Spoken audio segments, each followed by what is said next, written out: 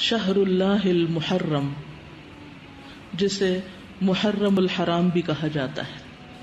محرم کا لفظی معنی ہے حرام کیا گیا، یعنی جس مہینے کی حرمت ہے، جس میں بہت سے ایسے کام حرام کیے گئے ہیں جن کو ایک مسلمان نہیں کرتا یا ان کا کرنا اس کے لیے حرام میں آتا ہے۔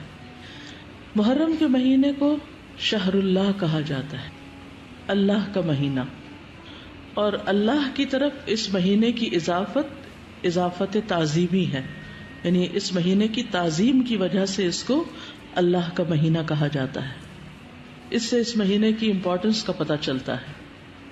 صحیح مسلم کی روایت میں آتا ہے، ابو ہریرہ رضی اللہ عنہ سے روایت ہے کہ رسول اللہ صلی اللہ علیہ وسلم نے فرمایا، رمضان کے بعد سب سے افضل روزے اللہ کے مہینے محرم کے ہیں۔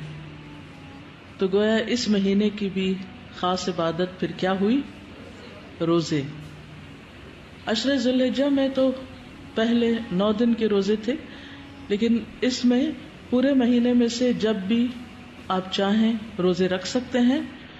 ضروری نہیں کہ پورے ہی مہینے کے روزے رکھیں جیسے رمضان میں رکھے جاتے ہیں، لیکن 10 تاریخ کا روزہ جو ہے اس کی خاص فضیلت ہے، اس کی تفصیل آگے آئے گی۔ محرم الحرام کی ایک اہمیت کی وجہ یہ بھی ہے کہ یہ ہجری سال کا پہلا مہینہ ہے، تو یہ مہینہ عظمت اور برکت والا ہے اور حرمت والا ہے۔ حسن بصری کہتے ہیں کہ بے شک اللہ نے سال کی ابتدا بھی حرمت والے مہینے سے کی اور اس کا اختتام بھی حرمت والے مہینے سے کیا، یعنی آغاز بھی حرمت سے، اختتام بھی حرمت پر۔ سال میں رمضان کے بعد اللہ کے ہاں محرم سے بڑھ کر عظمت والا کوئی مہینہ نہیں۔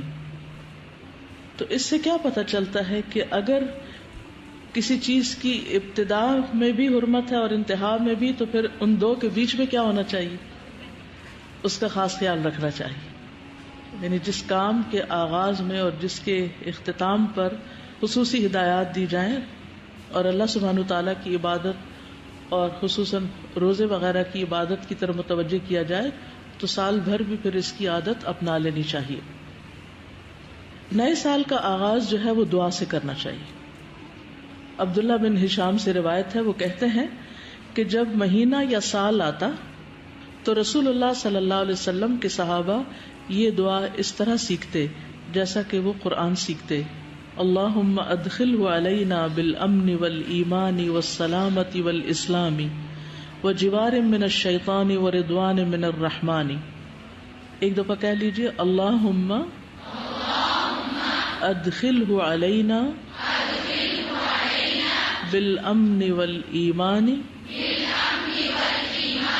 والسلامت والاسلام وجوار من الشیطان ورضوان من الرحمن۔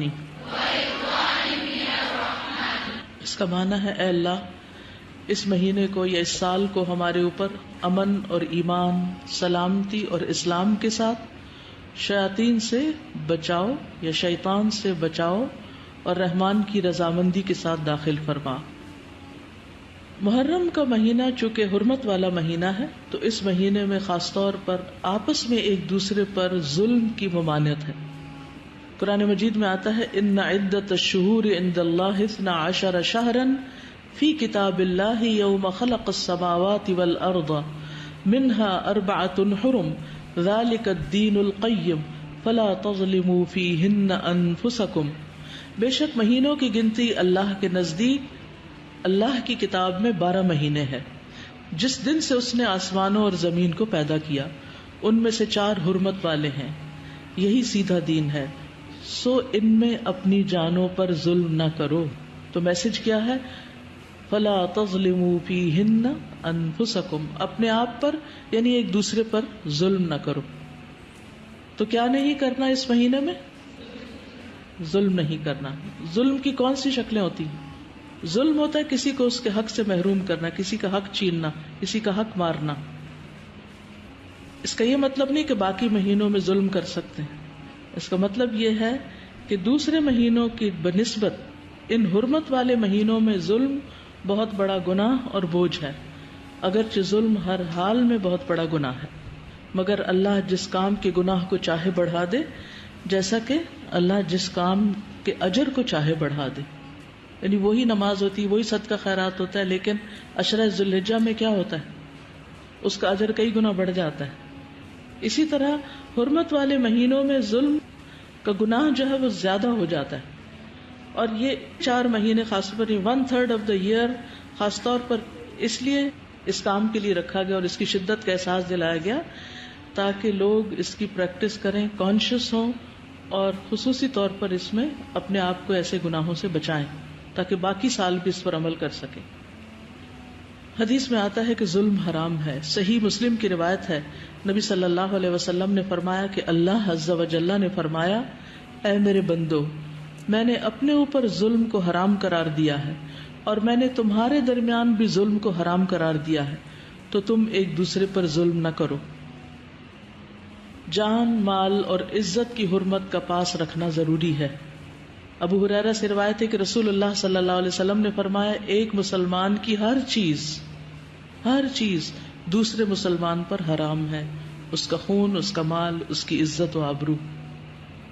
تو اس سے کیا پتہ چلتا ہے کہ ہمیں دوسروں کا احترام کرنا ہے، ان کے مال کو ان کی مرضی کے بغیر استعمال نہیں کرنا.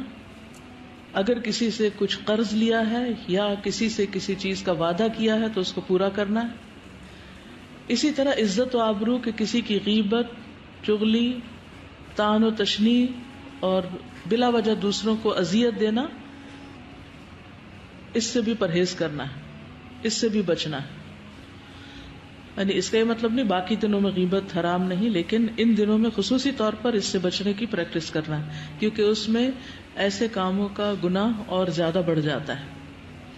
ابو ہریرہ رضی اللہ عنہ سے مروی ہے کہ نبی کریم صلی اللہ علیہ وسلم نے فرمایا، مسلمان وہ ہوتا ہے جس کی زبان اور ہاتھ سے دوسرے مسلمان محفوظ رہیں، اور مومن وہ ہوتا ہے جس کی طرف سے لوگوں کو اپنی جان اور مال کا امن ہو. مومن کون ہے؟ کہ جس کی طرف سے انسان کو اپنی جان اور مال کا امن، کہ یہ مجھے کوئی نقصان نہیں دے گا، مجھے اس سے کوئی خطرہ نہیں، نہ میری جان کو خطرہ ہے اس سے اور نہ میرے مال کو، میں جہاں چاہوں بیگ رکھ دوں اس میں سے کوئی کچھ نہیں نکالے گا. تو جو کسی کی کوئی چیز دیکھ کے بھی اس کی ہاتھ کی ریچ میں بھی ہونے کے باوجود اس سے پرہیز کرتا ہے، یہ دراصل اس کے ایمان کی وجہ سے. ابن عمر سے روایت ہے، نبی صلی اللہ علیہ وسلم نے فرمایا، سب سے بڑے گناہ یہ ہیں، وہ آدمی جس نے ایک عورت سے شادی کی، اس سے اپنی حاجت پوری کی، پھر اسے طلاق دے دی اور اس کا حق کے مہر ہڑپ کر لیا، مہر ہی نہیں دیا اس کو. تو بیوی کو اس کا مہر نہ دینا یہ بھی ظلم کی ایک قسم ہے، یا اس کو نان نفقہ نہ دینا اور اس کا حق ادا نہ کرنا. دوسرا وہ آدمی جس نے کسی کو مزدوری پر لگایا اور اس کی اجرت خود نکل گیا. ابھی کوئی مجھے بتا رہا تھا کہ ایک شخص نے کسی کو کانٹریکٹ دیا، اس نے آگے لوگوں کو ہائر کیا، غریبوں مزدوروں کو، اور پھر ان سے کام لیا، لیکن جس کے ساتھ کانٹریکٹ تھا اس نے پیمنٹ ہی نہیں کی، اور یہ 2.5 کروڑ کا کانٹریکٹ تھا. اب وہ تو بھاگ گیا جس نے اصل پیمنٹ کرنی تھی، کام ہو گیا، جس نے کروایا جو بیچ کا بندہ تھا وہ پھنس گیا.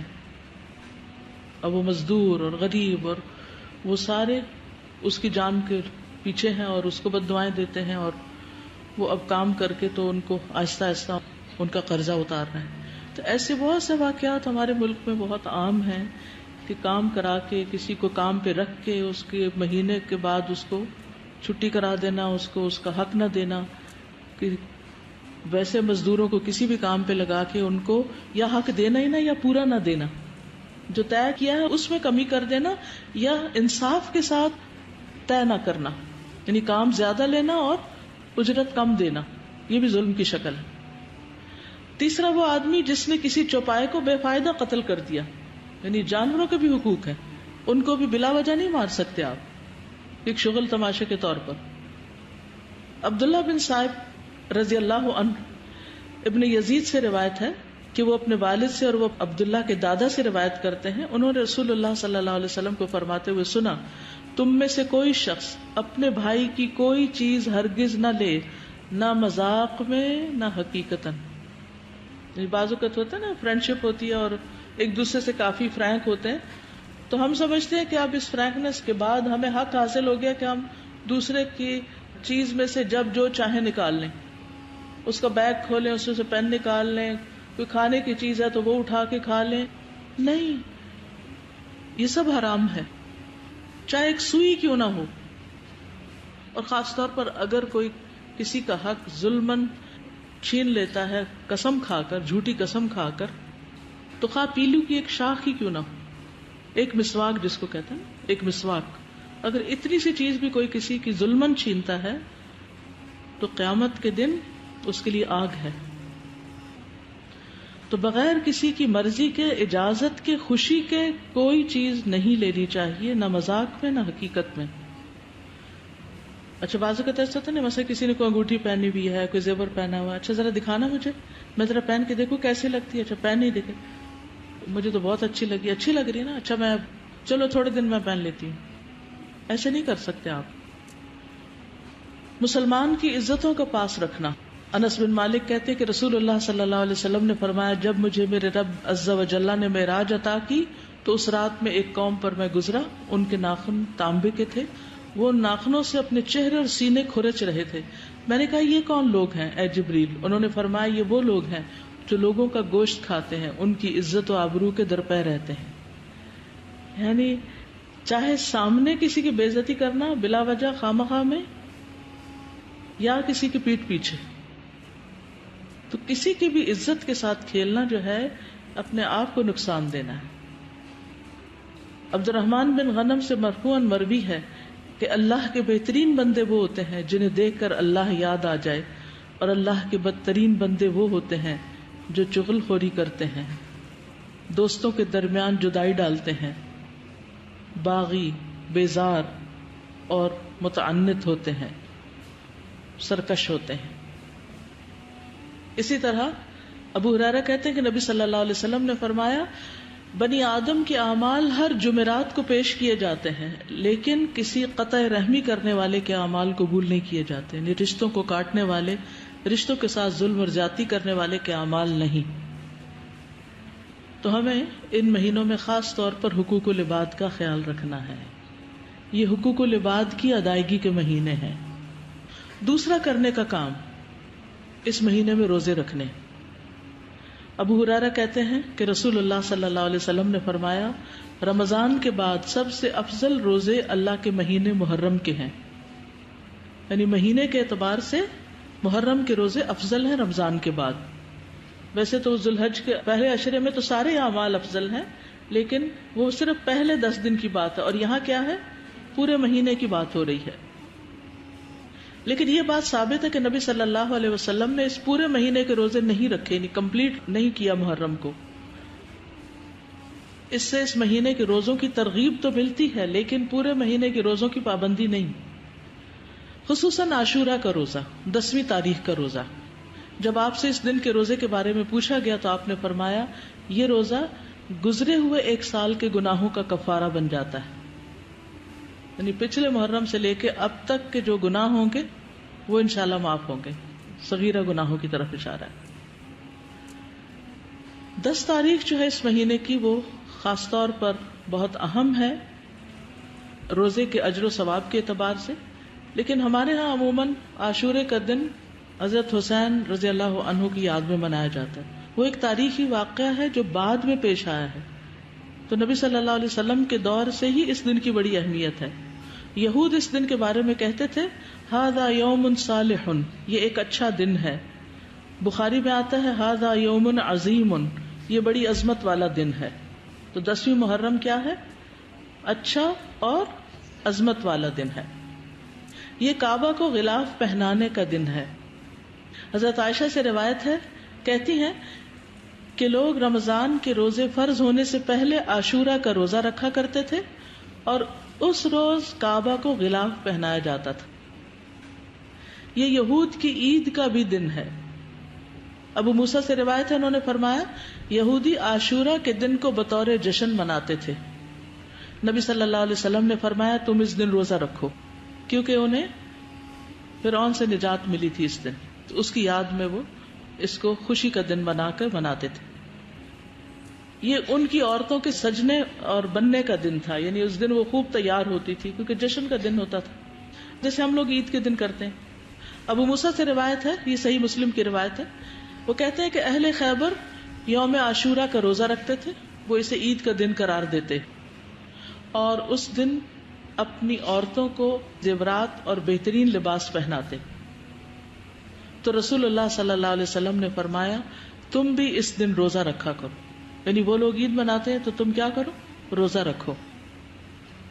اللہ کے رسول صلی اللہ علیہ وسلم نے اس کے بارے میں فرمایا یقیناً عاشورہ اللہ کے دنوں میں سے ایک دن ہے، یعنی خاص دنوں میں سے ہے، تو جو چاہے اس دن روزہ رکھے، جو چاہے چھوڑ دے، یعنی نفلی روزہ ہوگا، فرض نہیں ہے.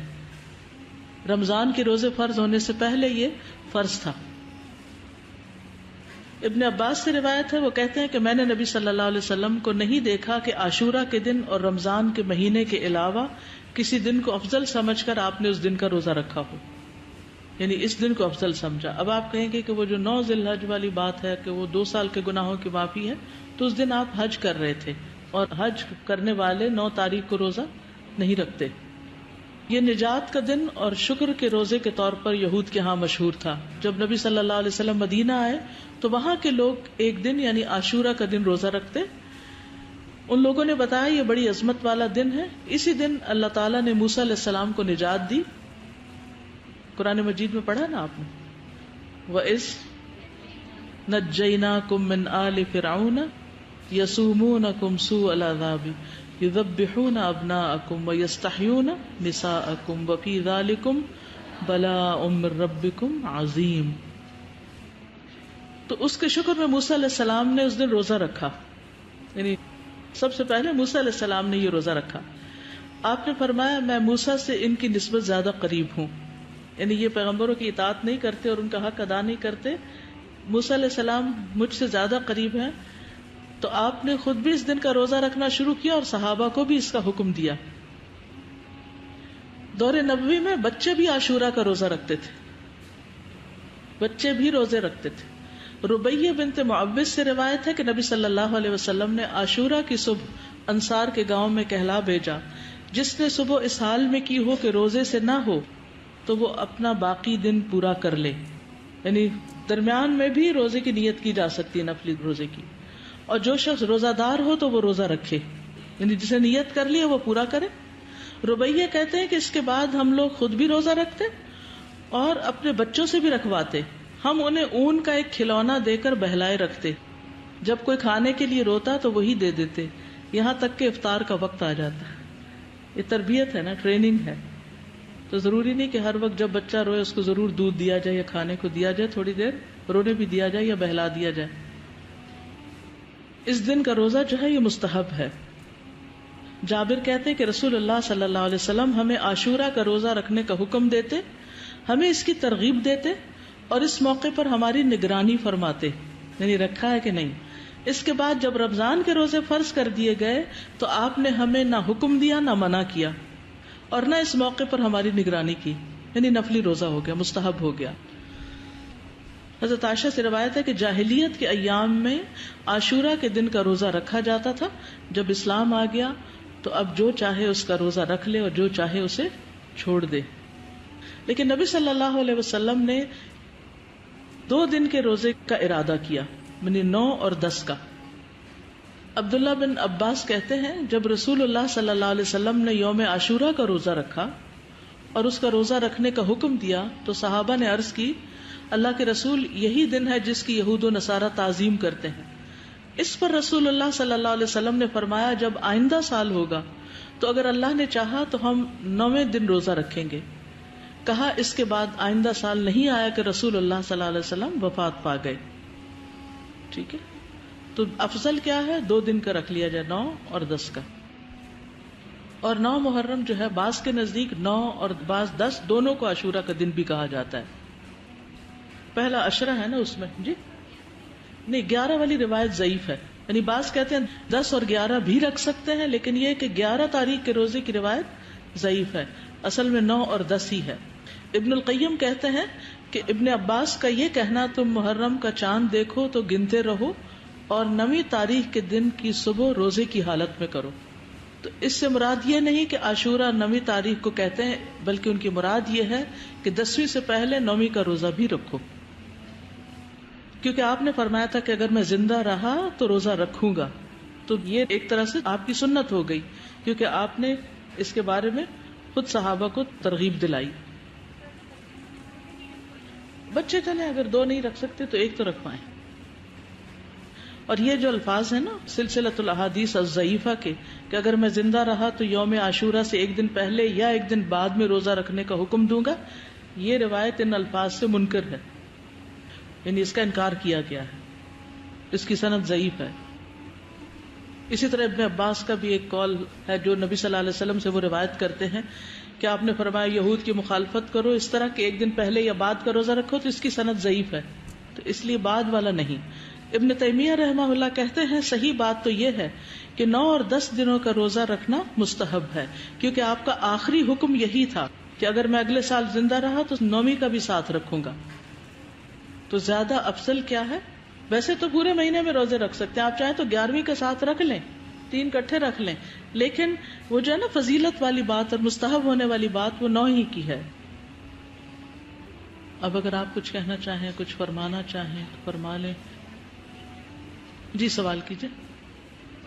یہ جو سوال تھا کہ کسی کا مال آپ نے مذاق میں بھی نہیں لینا اور یعنی جان بوجھ کے بھی نہیں لینا، تو اس میں شوہر اور بیوی کے درمیان جو ہوتا ہے، یعنی آپ صلی اللہ علیہ وسلم نے ہند کو اجازت دی تھی کہ ابو سفیان ان کو جیب خرچ نہیں دیتے تھے، تو صرف اتنا جو اس کے اور اس کے بچوں کی بنیادی ضروریات کے لیے کافی ہو وہ لے سکتی ہیں، لیکن باقی اس طرح کھلی چھٹی نہیں ہے کہ جب جتنا چاہیں، الا یہ کہ کسی نے اجازت دے رکھی ہو اور ATM کا کارڈ دیا ہوا ہو کہ جب جتنا جی چاہے نکال لو، تو پھر ٹھیک ہے. وہ تو دیکھیں گھر میں کھانے کی چیزیں کھانے کے لیے آتی ہیں نا. نہیں دیکھیے کچھ چیزیں ایسی ہوتی ہیں جو وہ اپنے خاص جگہ پر بیگ میں یا دراز میں رکھتے ہیں کہ یہ میری ہیں، وہ تو اور بات ہے. دیکھیے کچھ ایسی تھی لا کے بس کامن ہے گھر میں رکھی ہوئی ٹیبل پر جو مرضی کھائے، تو اس میں تو کوئی ممانعت نہیں. بعض چیزیں ایسی بھی ہوتی ہے نا کہ جو بیماری کی وجہ سے اس کو کھانی ہوتی ہے، ہر ایک کے لیے نہیں ہوتی، تو ان چیزوں میں پھر انسان کو احتیاط کرنی چاہیے. تو اب آپ کو بات سمجھ آ گئی کہ 9 تاریخ کا جو روزہ ہے وہ نہ رکھا تو پھر اجر سے محرومی ہو سکتی، تو احتیاط کا تقاضا یہی ہے کہ 9 کا رکھا جائے ساتھ. جی کچھ کہہ رہے؟ السلام علیکم. وعلیکم السلام. یہ جو آپ نے ابھی حدیث ہمیں بتائی کہ آپ نبی کریم صلی اللہ علیہ وسلم جب معراج پہ گئے تو دیکھا کہ ایک جو گروہ یا طبقہ تھا جہنم کے، وہ اپنے چہرے اور جسم کو کھرچ رہا تھا، یعنی کہ ناخنوں سے، لوہے کے ناخنوں سے نا، تو یہ مسلمانوں کی عزتوں کا یعنی پاس نہ کرنے، تانبے کے ناخن، تانبے کے ناخن، لوہے کے. تو اگر ہم یہ سوچیں ذرا سی دیر کہ اگر ہمیں کٹ لگ جائے کوئی چھری سے یا تو ہمیں کس قدر تکلیف ہوتی ہے نا، نہ کہ وہ مسلسل ہی اذیت، اور ہم ان باتوں کا ذرا سا بھی خیال نہیں رکھتے نا. اور تو اور گروپ بنا لیتے ہیں واٹس ایپ پہ، اور پھر جس کی بدگمانی کرنی ہوتی ہے خود بھی کرتے ہیں، دوسروں کو بھی ملوث کر دیتے ہیں. اصل مسئلہ ہی اس وقت بڑھتا ہے جب ہم دوسروں کو ملوث کرتے ہیں، اوروں کو بھی ساتھ پارٹی بنا لیتے ہیں. ایک چھوٹا سا بھی کوئی نشان ہو تو عورتیں کتنی کانشیس ہوتی ہیں کہ ہمارے چہرے پر کوئی نشان ہو، کہاں یہ کہ انسان کھال نوچے. چلیے نہیں کافی ٹھیک ہے. وآخر دعوانا ان الحمد للہ رب العالمین. السلام علیکم ورحمۃ اللہ وبرکاتہ.